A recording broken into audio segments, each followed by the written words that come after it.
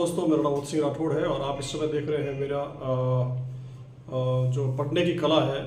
मैं कोई आपको सिलेबस के बारे में अभी नहीं बताऊंगा। सिलेबस के बारे में आप पढ़ रहे होंगे या कहीं भी आप तैयारी कर रहे होंगे, लेकिन मैं अभी आपको जो है पढ़ने की कला, मतलब पढ़ाई कैसे करते हैं, पढ़ना क्या होता है वो तो आप सब जानते हैं। लेकिन पढ़ने में भी देखिए अलग अलग है। डॉक्टर सभी एक जैसे होते हैं, लेकिन दवाई लिखने का तरीका अलग होता है। दवाई को कौन सी दवाई कब कैसे देनी, उनका तरीका अलग होता है। तो मैं कोशिश कर रहा हूँ कि मैं युवाओं के लिए मैं अपना कुछ समय आपको दूं और अपने बेहतर समय से आपको कुछ अच्छा मिल सके, इसके लिए मैं कोशिश कर रहा हूँ और आशा करता हूँ कि आपको अच्छा लगे। एक्चुअली हम जो है इस समय जिस विषय पर बात करेंगे वो विषय यह है कि आपको एक्चुअली जैसे वर्ड है, शिक्षा है, उसके अंदर सब जो पढ़ाई बनी है वो उसका मकसद क्या है। सबसे पहले आपको ये सीखना है कि एग्जाम्स का जो है, एग्जाम जो होता है ना, एग्जाम, वो एग्जाम का मतलब क्या है, एग्जाम क्यों होते हैं। बहुत सिंपल है, आपको ये बहुत सिंपल लगेगा, बहुत छोटा लगेगा। आपको पता है कि एग्जाम देते हैं ये वो। देखिए अब इस एग्जाम को अगर आप शॉर्टकट से करते हैं, किससे, शॉर्टकट, यानी आपका मकसद केवल कुछ परसेंटेज बढ़ाना और डिग्री लेना है। आपके नजर में इस एग्जाम का मतलब शॉर्टकट करके और कैसे भी करके आपको पास करना है या फिर डिग्री लेना है। ठीक है, आपका मकसद यह है कि हम एग्जाम देंगे, पास हो जाएंगे और हमें डिग्री चाहिए। बट इस एग्जाम का रियल मतलब क्या है, हम क्यों चाहते हैं कि भाई आपका एग्जाम हो, क्यों चाहते हैं कि आप अच्छा एग्जाम क्रॉस करें, क्यों चाहते हैं कि आपका एग्जाम का रिजल्ट अच्छा हो, ऐसा क्या कारण है, क्या रीजन है।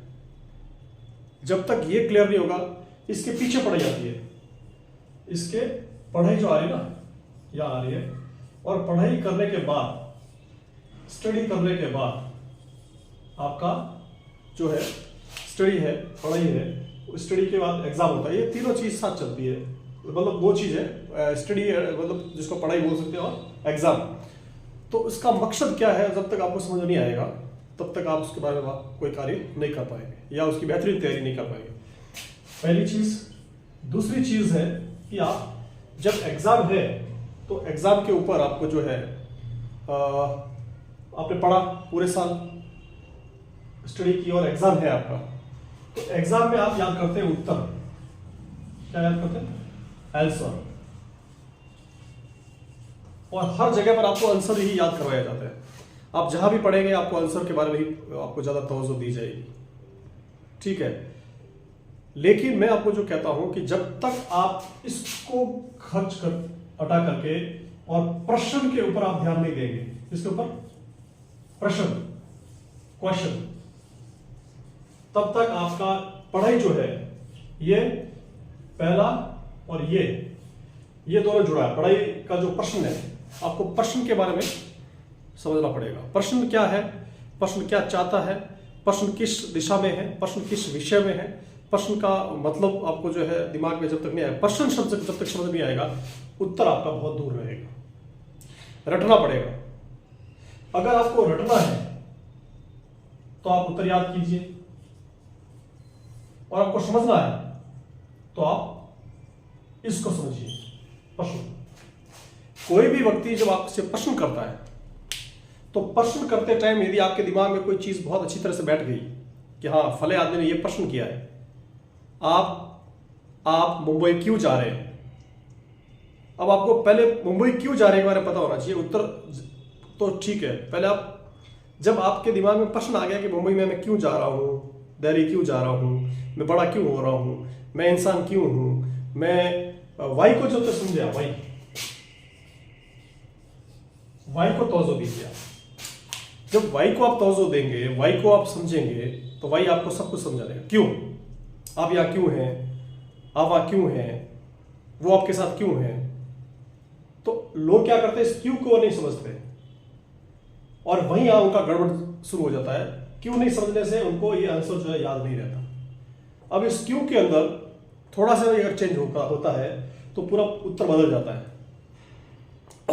अभी जो एग्जामिनर जो है या एग्जाम लेने वाले जो लोग हैं, वो नई नई पैटर्न से, नई नई तकनीकी से बच्चे को कुल मिला करके दिमाग में कुछ उसको चैलेंज करना, उसको खेला, उसको उसके साथ खेलना है। तो यहाँ पर जो है आपका थोड़ा सा प्रश्न चेंज होगा, आपने रटा वो चेंज हो जाएगा, आपको समझ में नहीं आएगा। तो पढ़ाई के अंदर, स्टडी के अंदर, एग्जाम के अंदर, पढ़ाई आप कर रहे हैं, स्टडी यानी एग्जाम जो देना है उसको शॉर्टकट नहीं करना है, उसको आपको पास होना है, डिग्री पर ध्यान नहीं देना है। आपको एग्जाम का महत्व पता होना चाहिए, पढ़ाई का महत्व पता होना चाहिए, उत्तर आपको याद नहीं करना है, प्रश्न याद करना है, प्रश्न के ऊपर ध्यान देना है, प्रश्न आप स्वतः उत्तर निकलाएगा। जब आप प्रश्न के ऊपर बहुत अच्छा काम कर लेंगे तो आपको उत्तर अपने आप प्रश्न लाकर देगा। ठीक है, आपको चोर के पीछे नहीं भागना है, आपको थाने में जाना है, थाना अपना आप चोर लाके देगा। आपको स्वास्थ्य के ऊपर नहीं भागना है, आपको स्वास्थ्य के ऊपर जो जाने से पहले खान पान पे ध्यान देना, स्वास्थ्य अपना आ जाएगा। जो चीज अपने आप आने वाली है वो किससे आ रही है उस पर ध्यान देना है। तो प्रश्न से उत्तर आ रहा है, प्रश्न से उत्तर आ रहा है।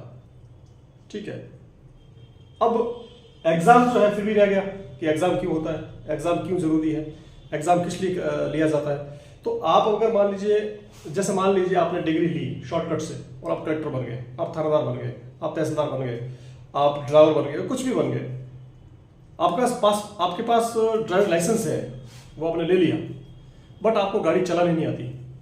जब वो गाड़ी चलानी नहीं आएगी तो आप जो है ड्राइव नहीं कर पाएंगे, और ड्राइव नहीं कर पाएंगे तो आपका जो आपका डिग्री है, जो आपका डॉक्यूमेंट है वो फेल है। तो इसके लिए आपको एग्जाम होता है कि एग्जाम जो एक ऐसी चीज है, एग्जाम एक स्कैन है किसका, माइंड का, माइंड स्कैन है, माइंड का स्कैन है।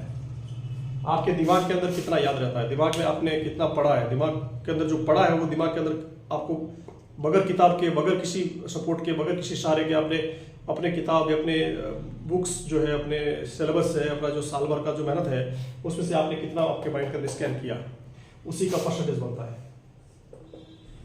उसी का प्रतिशत होता है।